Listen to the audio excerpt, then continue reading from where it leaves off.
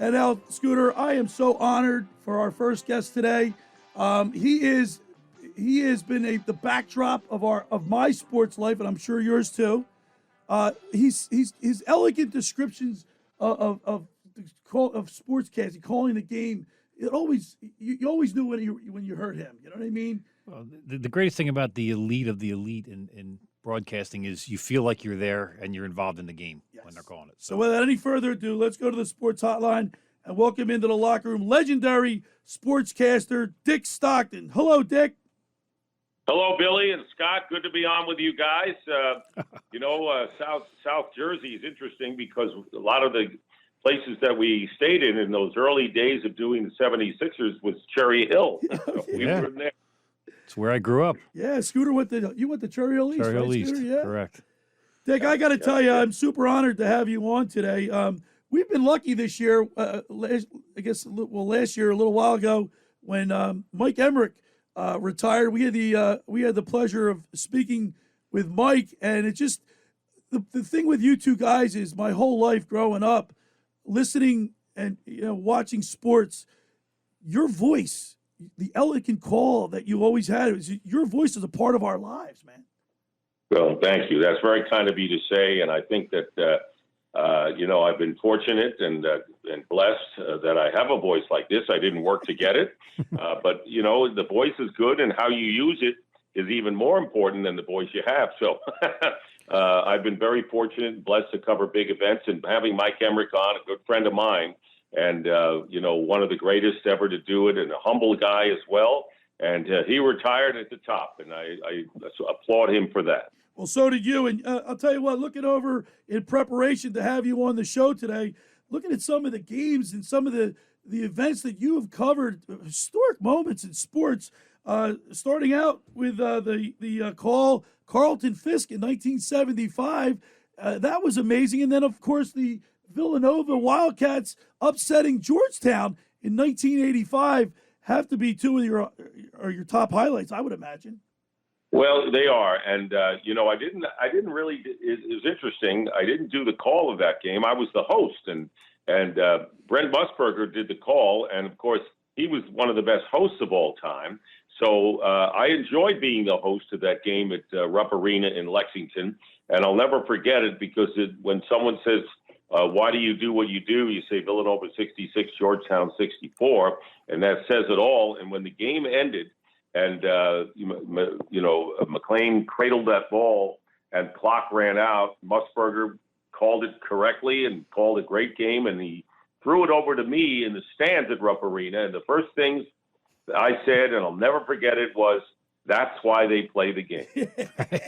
Right. That stuck with us forever. Hey, Dick, listen, you look at your 55-year career, over 1,500 games called. I'm most impressed with the fact that you were able to call not only the four major sports in baseball, football, basketball, and hockey, but you called swimming, diving, figure skating, speed skating, ski. I mean, you have to be a wealth of knowledge to be able to call all these different events and relay it to the people that maybe aren't watching but listening. How did you accomplish all that? Well, Scott, that's a great question. And of course, I didn't even know I called all those games, but I grew up, of course, reading box scores and reading stories. And in Queens, New York. And so I knew all about the baseball and football and basketball and hockey because I saw a lot of those games, listened to them on the air, and really got to know them extremely well. But as you pointed out, there were these other events that I didn't even know about, didn't even watch. And I think that the secret to doing some of these other events, such as the speed skating, when Dan Jansen won his gold medal in record-breaking fashion in the 1994 Winter Olympics in Norway, is that in your role with these sports, you don't have to become an expert in any of them, but you have to become a reporter. So I always say that sports reporters could cover any news event because if there's a fire or if there's something going on, to have to describe it live, you have the ability to do that, as a commentator and a sports broadcaster. And so you can do that. So when I had events like swimming and speed skating and skiing and all those kinds of things, and that's the dog in the background who's either giving me a good review or a bad review for what I'm doing. You know, I mean, you have a critic coming on. I'm going to let this thing in here. Hopefully he doesn't have to go out. No. This Aussie Shepherd's 14 years old. So, been around. It probably was around when I called Fist's home run in 1975. But so the key, guys, is to become a reporter and really do the who and the what. And you always have an expert that you're working with. You know, I had Eric Heiden, who's one of the great athletes of all time in speed skating, and I had a lot of great experts. And so I do the who and the what of what's going on in the event, and I've seen enough, and I do the story, and I let the expert talk about how he's doing, why he did what he did, and so forth. So it's just a matter of being a reporter. We're talking with legendary sports broadcaster Dick Stockton. And Dick, you probably forgot more sports than most people remember, but of all the games and all the superstars that you've witnessed and seen, what are some of the great athletes and stars that you remember, like that made an impression on you? Well, there are many of them. There are dozens of them. In football, Brett Favre, all those great quarterbacks. Joe Montana. I called a lot of those teams. In basketball, I was fortunate enough to be in what I think the best era of the NBA when Julius Erving, came to the 76ers, and he and Larry Bird battled it out. In fact, that 1981 Eastern Final was probably the best final I ever covered, and I wasn't even the lead broadcaster at the time. It was for the Eastern Conference, but it was Bird and Magic, and then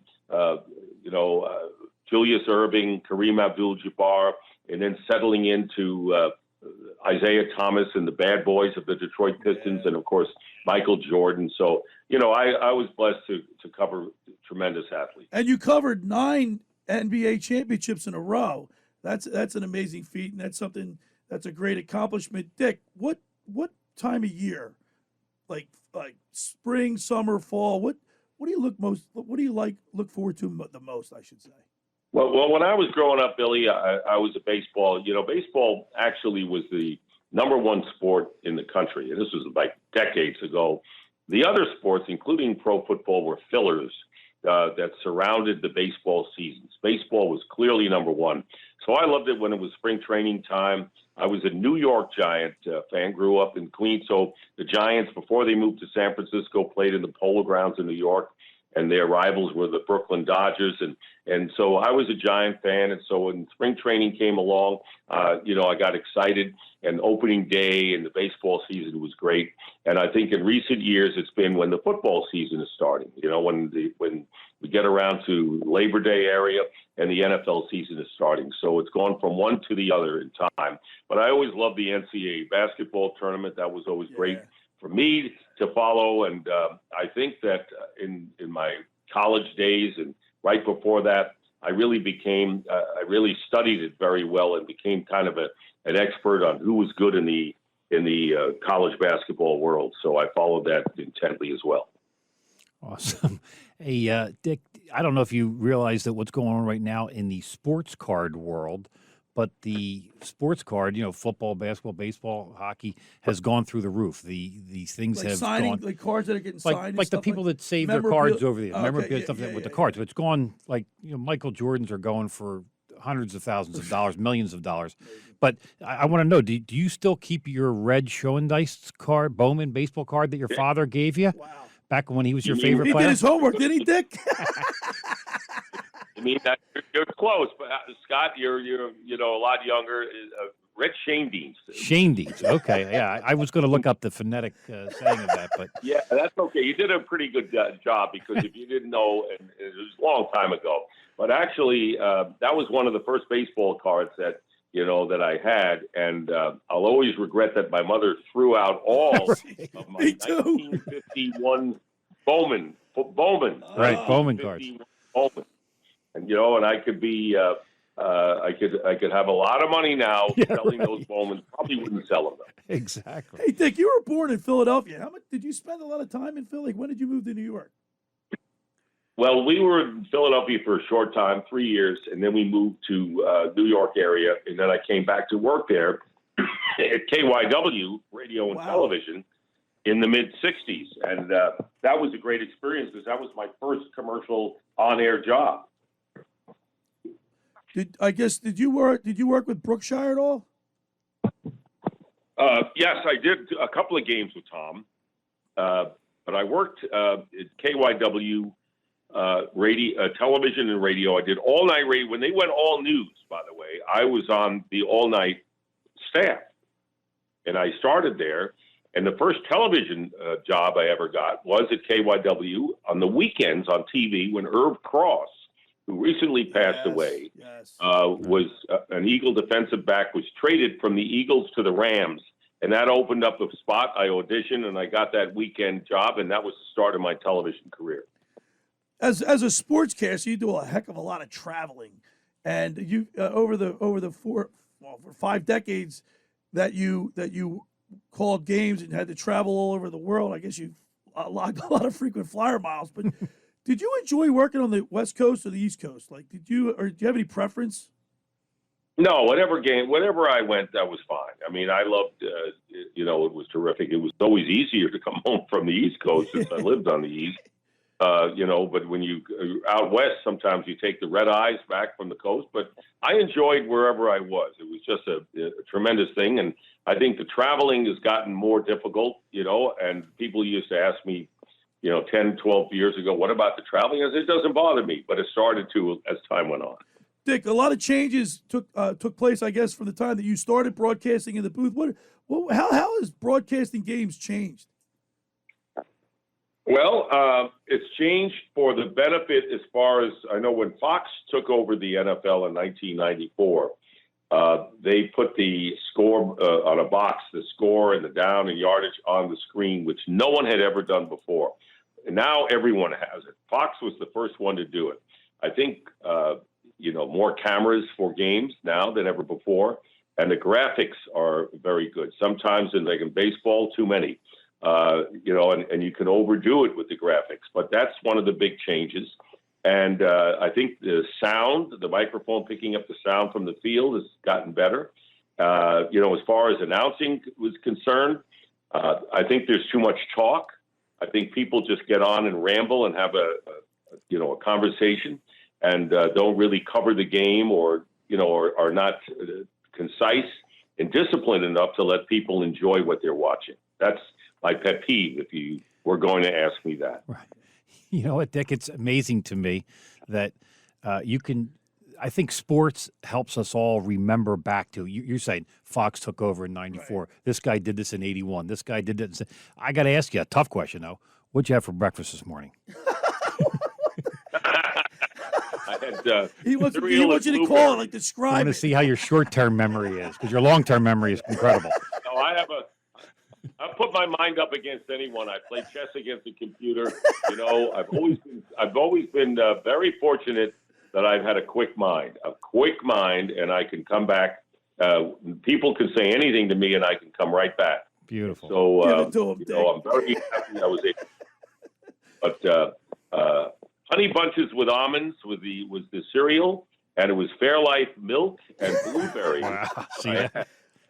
Gonna get Dick Stockton Black Forest ham, pepper jack cheese on an English muffin after we're off the air. There you go. Beautiful. That sounds, coming out of Dick Stockton's mouth, that sounds great.